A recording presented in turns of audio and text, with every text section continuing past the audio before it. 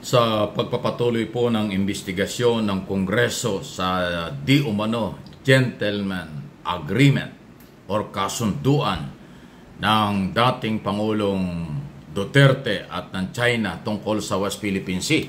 Sinadya po ng ating mga kongresista sa hindi man nakarating si Speaker Romualdez, pero nandun ang kanyang mga deputy at mga chairman ng komite.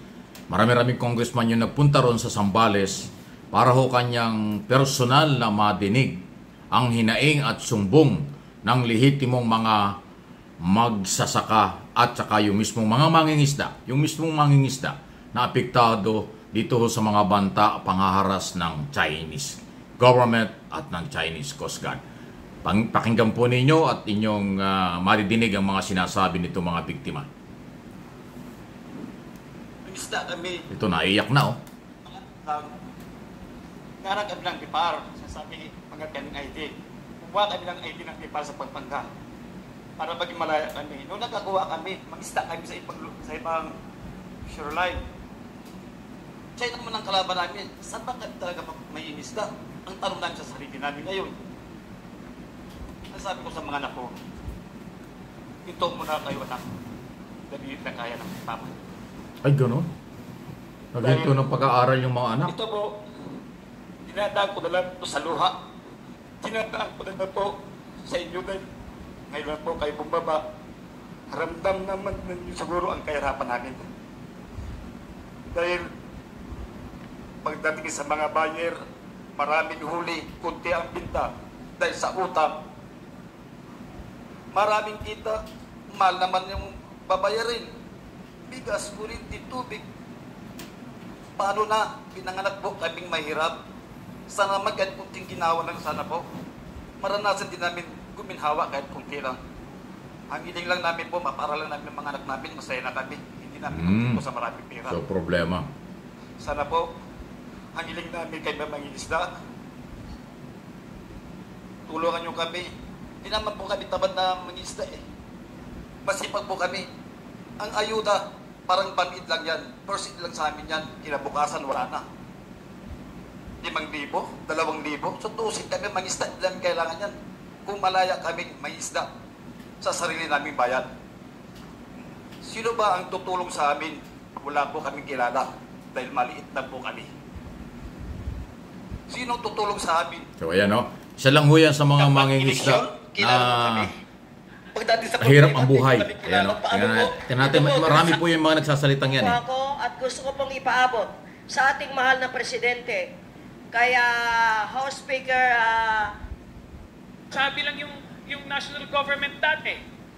Di ba tama? Ang ibinibigay sa atin maliliit. So ano ba talaga yung tingin ninyong tulong na kinakailangan para may pagpatuloy nyo inyong hanap buhay na pangisda sa Escarborough?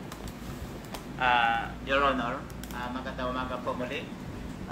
Alam niyo po, ang amin po bilang isang leader ng bayan ng Masinloc, alam po namin na ang aming mahal na mayor ay patuloy na namibigay po ng tulong sa ating pong mga mangingisda. At siya po ay nagbigay ng isang lansya sa isang kooperatiba po dito sa aming bayan. Yan. Kaya ko po pinapakita sa inyo yan.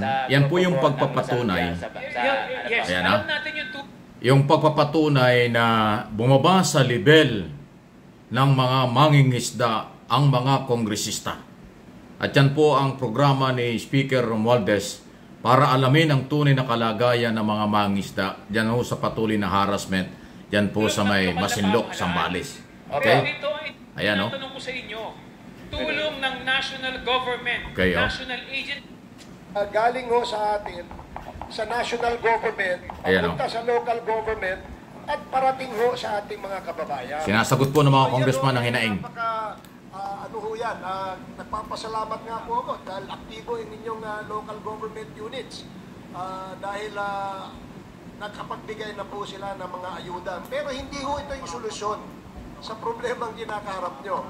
Ang aming hong gagawin dito sa komite, sisiguraduhin ho namin na pag-aaralang mabuti ang aming polisiya na itutulak. Nang sa ganun tayo ay bigyang pansinan ng ating kapitbansa. Ayaw ho natin ng gulo. Hindi ho tayo nag-uumpisa ng gulo.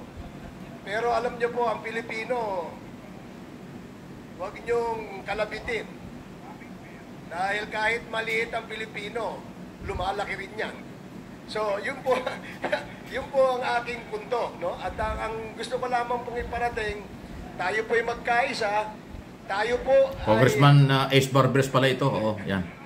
Tayo po ay magkaisa. Congressman Aurelio nandyan. Sabi po ni Mayor, manalangin tayo. Sama-sama po tayong manalangin. Dahil itong problemang ito ay hindi lang problema sa kasalukuyan. Kung hindi ho natin masusolusyonan itong problemang ito, magiging problema ito sa mga susunod na henerasyon. At ayaw po natin mangyari yan dahil tayo ang sisisihin. Okay, so ayan.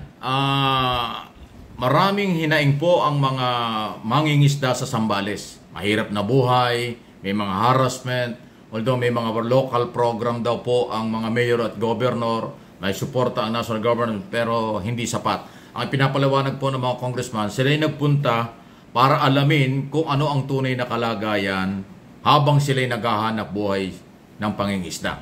Yung ibang issue na mga problema lumabas, talagang epekto ng mahirap na buhay. Pero ang focus ng gobyerno, especially ang Kongreso, ay yung matukoy kung ano ang tunay na kalagayan pag sila ay naghahanap buhay.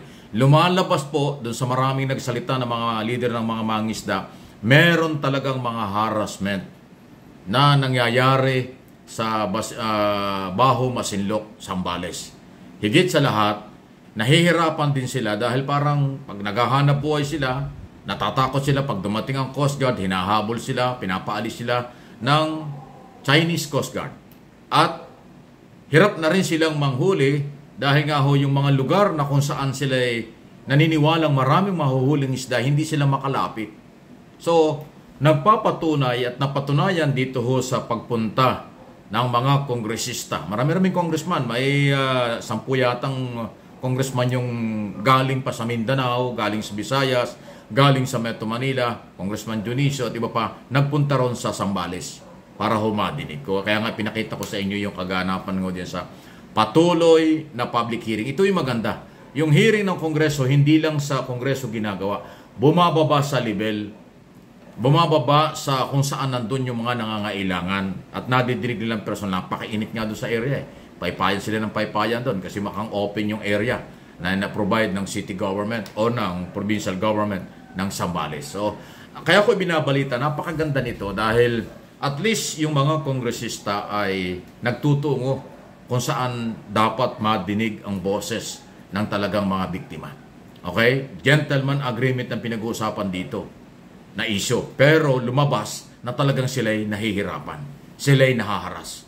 So lalo na pagka pinabayaan natin na manatili, na makialam, pasukin, manghimasok, ang People's Republic of China at ang kailang Coast Guard dyan ho sa napakalawak na West Philippine Sea. Ayan po ang kaganapan tungkol sa isyong pinaglalaban. Ipagpatuloy po natin kayong mga followers, subscribers, at ating mga viewers, pagpatuloy natin itong paninindigan, tulungan natin ang mga farmers, tulungan natin ang mga ang mga mangingisda, tulungan natin ang ating gobyerno sa paninindigan atin ang West Philippine Sea.